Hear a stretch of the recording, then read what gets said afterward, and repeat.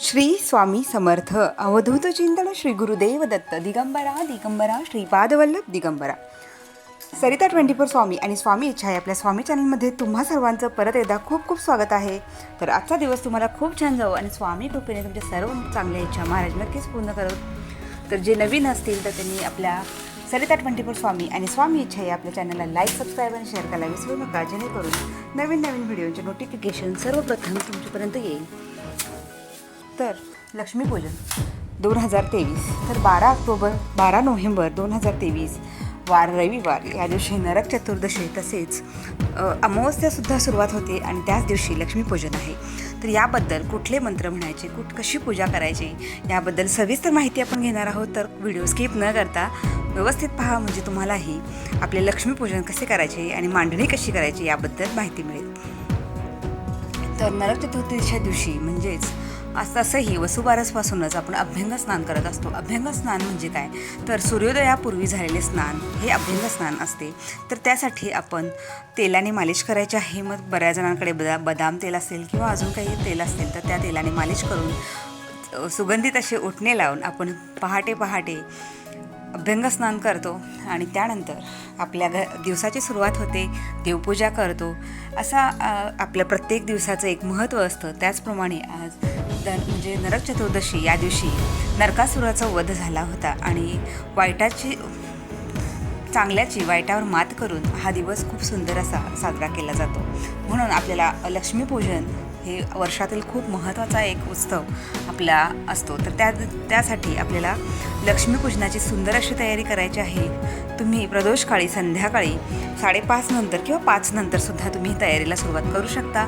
यासाठी सर्वप्रथम आपण ज्या ठिकाणी ही पूजा मांडणार आहोत, एक तर तुमच्या देव्हाऱ्याजवळ जागा असेल तर ही पूजा मांडू शकता किंवा तुमच्या जी जागा योग्य आहे हॉलमध्ये असेल तर शक्यतो ईशान्य कोपऱ्यात किंवा सेंटरला तुम्ही ही पूजा करू शकता.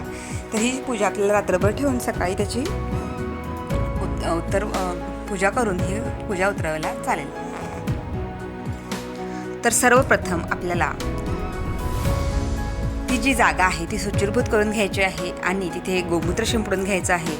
आणि एक तुम्ही सुंदर तुमच्याकडे काही पाट असेल किंवा चौरंग असेल तर त्या पाटावर किंवा चौरंगावर आपल्याला ही मांडणी करून घ्यायची आहे. एखादं लाल वस्त्र असेल तर ते अंथरून घ्यायचं आहे.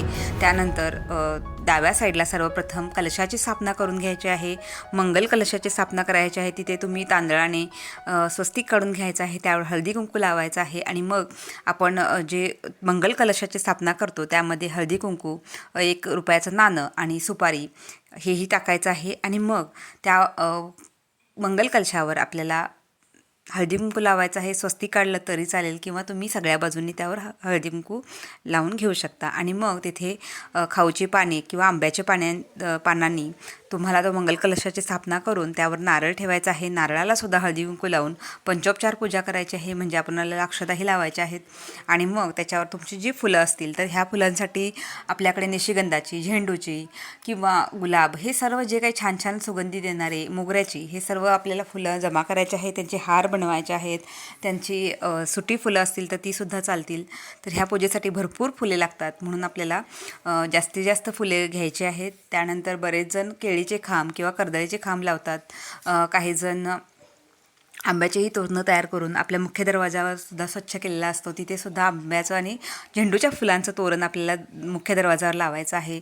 आणि त्यानंतर आपल्याला मांडणी करताना कलशाची स्थापना केली, त्यानंतर आपल्याला लक्ष्मी आणि विष्णू यांचे जर तुमच्याकडे फोटो असेल तर तो लक्ष्मी विष्णूचा फोटो आपल्याला डाव्या साईडला लावायचा आहे.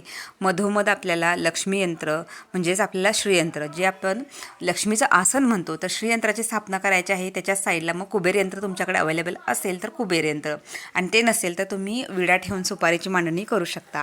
त्यानंतर आपली कुलदेवी जी असेल, म्हणजे रेणुका माता असेल, महालक्ष्मी असेल, तुळजाभवानी माता असेल तर तिची स्थापना उजव्या बाजूच्या साईडला फोटो करायचा आहे. तर माझी पूजा तर मी पूजेमध्ये स्वामींचा मूर्ती ठेवेन किंवा फोटो ठेवेन, कारण स्वामींच्या पूजेशिवाय कुठलीच पूजा माझ्याकडून होणार नाही. म्हणजे मला असं वाटतं की ज्याही पूजेत मी करेन तर त्या पूजेत जसं आपण गणपतीचं स्थान मानतो तसंच माझं स्वामींचं स्थान असतं. तसंच तुम्हीसुद्धा जर तुमची इच्छा असेल तर तुम्ही अवश्य स्वामींची छोटी मूर्ती किंवा फोटो असेल तर तो तुम्ही मांडला तरी चालेल. तर अशा प्रकारे आपल्याला ही बेसिक मांडणी झाली. तर त्या साईडला आपल्याला केरसुणीची नवीन केरसुणी प्रत्येक वर्षी आपण आणतो. तर ही केरसुणी आपल्याला त्याचीसुद्धा पूजा करायची आहे. तर आपल्या मुख्य दरवाज्यातून आणताना किंवा जिथं तुमची तुळशी माता असेल, तुळशी मातेची ही पूजा करून घ्यायची आहे. त्यानंतर मुख्य दरवाजापासून आपल्याला आत त्यांना घ्यायचं आहे. केळसुणी म्हणजे लक्ष्मीचं स्वरूप मानलं जातं आणि केळसुणी घरात आणताना ती देव्हाऱ्यात जिथंपर्यंत मांडणी करणार आहोत तिथंपर्यंत तुम्ही लक्ष्मीची पावले काढू शकता किंवा तुम्ही रांगोळीने काढा किंवा तुम्ही हळदी कुंकवाने काढत असाल तर कुंकवाने काढले तरी चालेल. तर तुम्हाला जे शक्य आहे ते तुम्ही करू शकता. आणि मग त्यानंतर आपल्याला केळसुणीची सुद्धा पंचोपचार पूजा करायची आहे. त्याला थोडंसं पाणी लावून घ्यायचं आहे, हळद कुंकू आणि अक्षता लावायच्या आहेत आणि तीसुद्धा केरसुणी आपल्याला पूजेमध्ये मांडणी करायची आहे. त्यानंतर गजांत लक्ष्मी, जे अष्टलक्ष्मीपैकी जी एक असते ती गजांत लक्ष्मीसुद्धा तुमच्याकडे जर असेल, म्हणजे त्या एक असतील किंवा दोन असतील, त्याची मांडणी करून घ्यायची आहे. दोन्ही बाजूला शंख ठेवायचा आहे. त्यानंतर म्हणजे उजव्या साईडला शंख ठेवला असेल, दक्षिणावर ते शंख शक्यतो आपण ठेवतो, तर ज्यांच्याकडे असेल त्यांनी शंख ठेवा, नसेल त्यांनी काही हरकत नाही. आणि नंतर डाव्या साईडला आपल्याला घंटा ठेवायची आहे. तर घंटा म्हणजेच ब्रह्मस्वरूप मानलं जातं. ब्रह्मांचं स्थान ह्या घंटेमध्ये असतं, म्हणून तुम्ही घंटीसुद्धा आपल्याला जी आपण देवपूजेत वापरतो ती ठेवायची आहे. त्यानंतर हिशोबाची वही, जर तुम्ही हिशोब म्हणजे बरेच जण काही हिशोब ठेवत असतात, काही नाही, काही व्यापारी असतात, तर तुमच्या महत्त्वाच्या हिशोबाच्या वह्या असतील तर ती वहीसुद्धा तुम्ही हळदी कुंकू लावून त्याला त्यावर स्वस्ती काढून शुभलाभ लिहून तुमच्या गणपती बाप्पाचं कुलदेवतेचं नाव लिहून तुम्ही ती वहीसुद्धा तिथे पूजेमध्ये ठेवायची आहे. त्यानंतर कमळगठ्ठ्याची माळ म्हणजे काय, तर कमळांच्या बियांपासून केलेली जी माळ असते तर तीसुद्धा लक्ष्मीला प्रिय असते, म्हणून आपण ती श्रीयंत्रावर ठेवायची आहे. त्यानंतर श्रीयंत्राचं सुद्धा पंचोपचार पूजा करून घ्यायची आहे. हळद कुंकू अक्षता व्हायची आहे. कुंकुमार्चन ज्यांना शक्य आहे त्यांनी कुंकुमार्चन करू शकता. ओम ऐं ह्रीं क्लीं चामुंडाय विचे असा हा मंत्र आपण म्हणून 108 वेळा जरी आपण म्हणून कुंकू त्यावर अर्पण केलं तरी चालेल, किंवा तुम्ही जस्ट 11 वेळा त्याची पंचोपचार पूजा करून तुम्ही ठेवू शकता. तसेच कुबेर यंत्राचा सुद्धा तुम्ही पंचोपचार पूजा करून, कुबेर यंत्र असेल तर तेही ठेवू शकता, नसेल तर तुम्ही कुबेर यंत्राच्या ऐवजी विडा ठेवून सुपारीच्या स्वरूपात त्यांची मांडणी केली तरी चालेल. तर सर्वप्रथम आपण गणपती बाप्पा म्हणून सुद्धा सुपारीची मांडणी केलेली आहे आणि कुबेर यंत्राची सुद्धा तिथे, कुबेर यंत्र नसेल तर कुबेर म्हणून तुम्ही सुपारीची मांडणी करू शकता. आणि मध्यभागी आपल्याला परत तुमच्याकडे लक्ष्मीचा टाक असेल, फोटो असेल, मूर्ती असेल, ते सर्व आपल्याला ह्या पूजेमध्ये ठेवायचं आहे. कारण आई लक्ष्मीची प्रार्थना आपण करत असतो, म्हणून आपल्याला स्वतःसुद्धा व्यवस्थित स्वच्छ कपडे घालायचे आहेत. हळदी कुंकू स्वतःही लावून घ्यायचं आहे.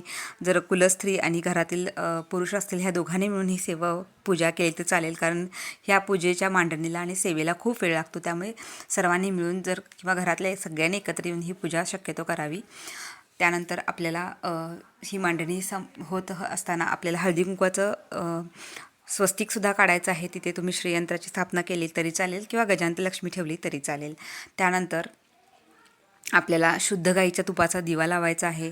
त्यानंतर तेलाची समई तुम्ही साईडला लावत असाल तर तीसुद्धा लावून घ्यायची आहे. ज्यांना लायटिंग करायचं असतं बऱ्याच जणांना, किंवा अजून काही सुशोभीकरण करायचं असतं तेही आपण करू शकतो. तर सर्वप्रथम ही मांडणी झाल्यानंतर आपल्याला काय करायचं आहे की कुठलीही पूजा करताना आपल्याला संकल्प घ्यायचा असतो. मग एका ताम्हणामध्ये आपल्याला ओम केशवाय नमः, ओम माधवाय नमः म्हणून 2 वेळा ते तीर्थ खाली सोडायचं आहे आणि तिसऱ्यांदा स्वतः ग्रहण करायचं आहे. आणि नाव घ्यायचं आहे की मी सरिता आहे, तर म्हणायचं आहे की मी सरिता कश्यप गोत्रातून आपली ही जी काही महालक्ष्मीची पूजा करत आहे, किंवा दिवाळीनिमित्त आपली धनत्रयोदशी जशी आपण धनत्रयोदशीला केली तसेच आपण ही पूजा करत आहोत, तर दिवाळीची ही मी पूजा करीत आहे. तर ह्या पूजेत माझी व्यवस्थित निर्विघ्नपणे पार पडू दे आणि आमच्या घरात आरोग्य सुख समृद्धी सर्वांना भरभराट येऊ दे.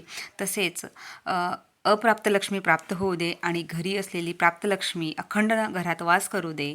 घरात सर्वांचं एकमेकांशी सुंदर असं नातं निर्माण होऊ दे. जे काही वाद कटकटी असतील त्या नष्ट होऊ देत, निघून जाऊ दे. घरातील अलक्ष्मी, वाईट शक्ती, बाधा सर्व निघून जाऊ देत. आणि ही माझी पूजा तुम्ही मान्य करा, स्वीकार करा.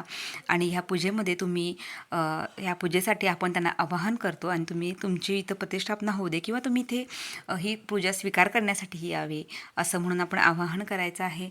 आणि आपल्याला मग ते पाणी तीर्थ जे आहे तिसऱ्यांदा घेतलेलं, तर ते तुम्ही ताम्हणात सोडायचं आहे. आणि मग ते ताम्हण तुम्ही बाहेर ते पाणी आपल्याला कुठल्याही झाडाला सोडायचं आहे.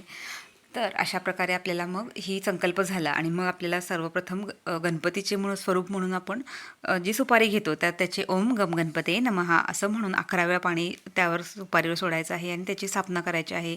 गणपतीची स्थापना झाली, कुबेरांची स्थापना झाली. तसंच सेम आपल्याला कुबेर म्हणून जो आपण यंत्र असेल किंवा सुपारी असेल त्याच्यावर सुद्धा आपल्याला ते अभिषेक करून त्यांचीसुद्धा स्थापना करायची आहे. तर पहा आपल्याला आता ह्या प्रत्येक गोष्टींची आपल्याला हळदी कुंकू अक्षदा लावून पूजा करून घ्यायची आहे. त्यानंतर जे काही तुमच्याकडे फुलं असतील त्यांचीसुद्धा फुलंसुद्धा तुम्हाला आपल्याला त्या प्रत्येक देवाला अर्पित करायचे आहेत. आता स्वामींना जी जी फुलं आवडतात ती तुम्ही अर्पण करा. महालक्ष्मीला लाल फुलं असेल तर ते अर्पण करा. स्वामींचा फोटो असेल तर पिवळे फुलं असतील तर ती त्यांना अर्पण करा. तर अशा प्रकारे आपल्याला पूजेमध्ये अत्तरसुद्धा ठेवायचं आहे, कारण महालक्ष्मीला अत्तरसुद्धा खूप प्रिय आहे. म्हणून आपण सगळीकडे सुगंधी वातावरण करायचं आहे. धूप लावून घ्यायचं आहे. सर्वत्र जेवढे तुमच्याकडे दिवे असतील घरात सर्व दिवे चालू ठेवायचे आहेत. अगदी तुमच्या बाथरूम बेडरूमपर्यंत सगळे जे दिवे असतात ते सगळे दिवे आपल्याला लावायचे आहेत. तसेच तेलाचे दिवे जे आपण लावतो ते सुद्धा सगळीकडे आपल्या अंगणात, गॅलरीत किंवा तुमचं मोठं घर असेल तर तुळशी इथं सगळीकडे आपल्याला दिवे लावून घ्यायचे आहेत. सुगंधी वातावरण करायचं आहे, कारण महालक्ष्मीला जिथे सुंदरता आहे, स्वच्छता आहे, नीटनेटकेपणा आहे अशा ठिकाणी आपली आई महालक्ष्मी येतच असते. तिचा वास असतो आणि अशा दिवशी आपल्याला अवश्य तिचं स्वागत करायचं आहे. म्हणून सर्वत्र सुगंधी वातावरणसुद्धा आपल्याला करायचं आहे.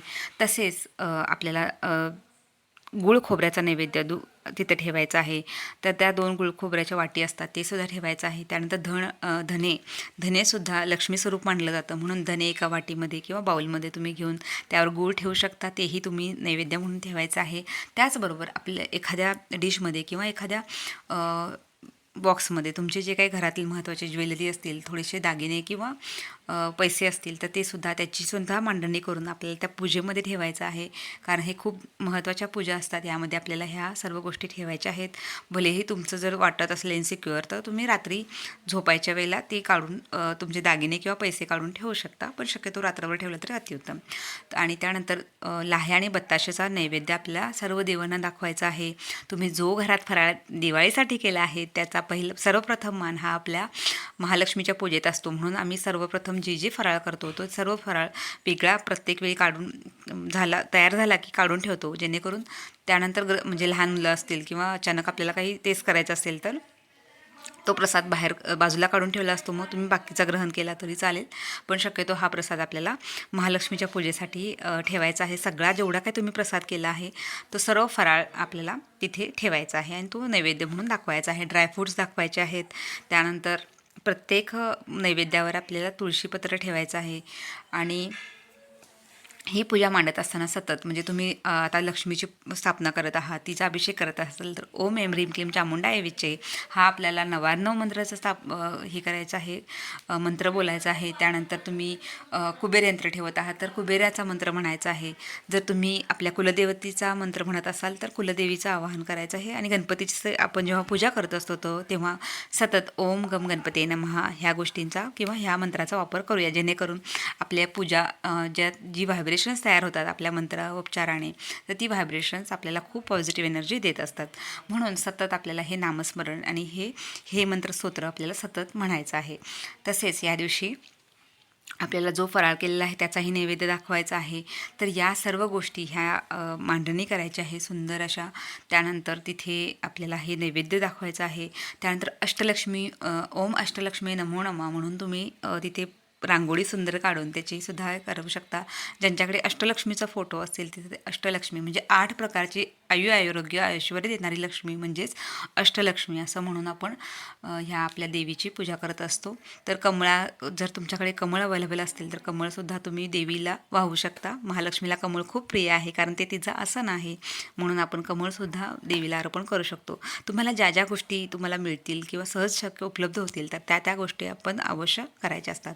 तर बरेच जण सुगडसुद्धा मांडतात, म्हणजे काही ठिकाणी जे लोटके असतात जे आपण संक्रांतीमध्ये मांडतो तशाच प्रकारे काही ठिकाणी बऱ्याच ठिकाणी ह्या सुगडामध्ये आपले जे काही धान्य आहे घरातील ते धान्य भरून त्यांचीसुद्धा पंचोपचार पूजा करून त्याची मांडणीसुद्धा करतात.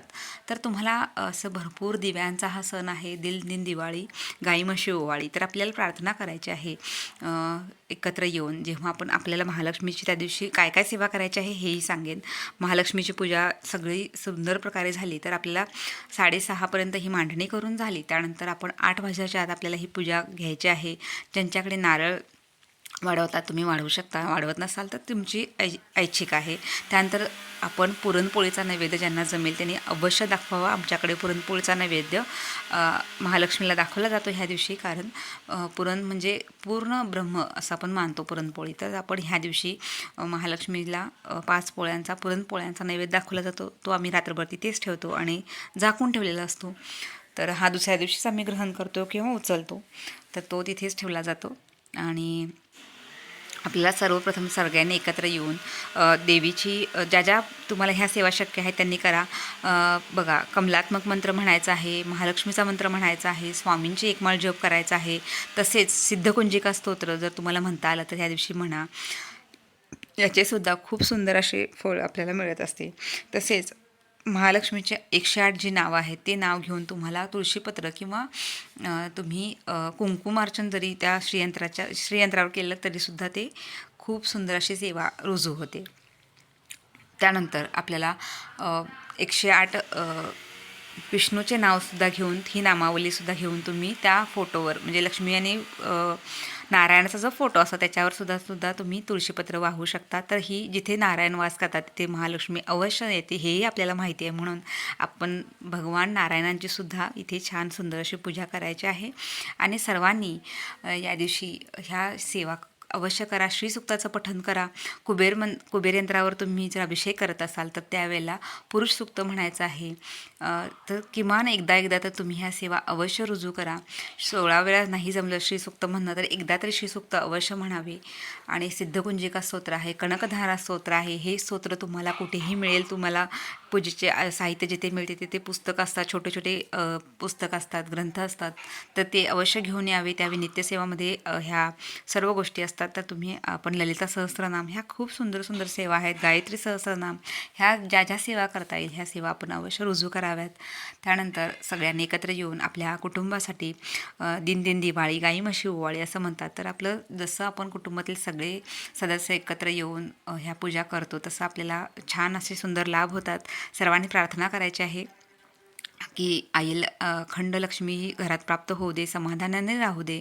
तसेच सगळ्यांना आयु आरोग्य मिळू दे आणि जास्तीत जास्त स्वामींच्या सेवा, कुलदेवीच्या सेवा आणि महालक्ष्मीच्या सेवा आमच्या घरातून घडू देत. आणि आमचे जे काही गुरुवस्त्र आहेत, घरात पशुपक्षी आहेत त्यांनाही सुखसमृद्धी लाभू दे. घरात सतत म्हणजे बघा गाईगोठा असेल तर गाईगोठा भरून जाऊ दे. तर घराचं गोकुळ असंच अखंड राहू दे आणि सगळ्यांना शुभाशीर्वाद मिळावेत अशी म्हणून प्रार्थना करायची आहे. आणि तुम्हाला जे गोरगरिबांना दान करता येईल तेही करायचं आहे. कारण आपण जेवढं काही दिवाळी करत असतो कदाचित बऱ्याच जणांना ही दिवाळी किंवा ह्यातलं काहीच मिळत नसेल, तर आपण तुमच्या आसपास असणाऱ्या गोरगरिबांना काहीतरी खाऊ द्यायचं आहे. तुम्ही नवीन कपडे द्यायचे आहेत. फटाक्यांमध्ये पैसे न जास्त घालवता आपण थोडे त्यातले वाचवूनसुद्धा तुम्ही गोरगरिबांना काहीतरी खाऊ देऊ शकता, त्यांना काही नवीन कपडे घेऊन देऊ शकता. तर तसेच घरात जी काही आपली कुलस्त्री असते तिचाही आपण मानसन्मान केला पाहिजे. ती जर सुंदर म्हणतो ना सुखी समाधानी असेल तर घरात अखंड लक्ष्मी नक्कीच नांदत असते. तर आजचा हा व्लॉग तुम्हाला कसा वाटला मला नक्कीच कमेंट्स करून सांगा. आणि ही दिवाळी तुम्हाला सुखसमृद्धीची आयु आरोग्याची जावो.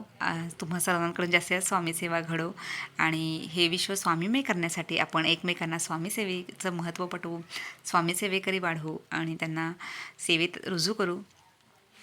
चला तर मग परत एकदा भेटू. व्हिडिओ आवडला असेल तर लाईक शेअर सबस्क्राईब करायला विसरू नका. परत एकदा भेटूया अशा सुंदर माहितींसह. तोपर्यंत सर्वांना श्री स्वामी समर्थ. तर परत एकदा दिवाळीच्या सर्वांना खूप साऱ्या शुभेच्छा.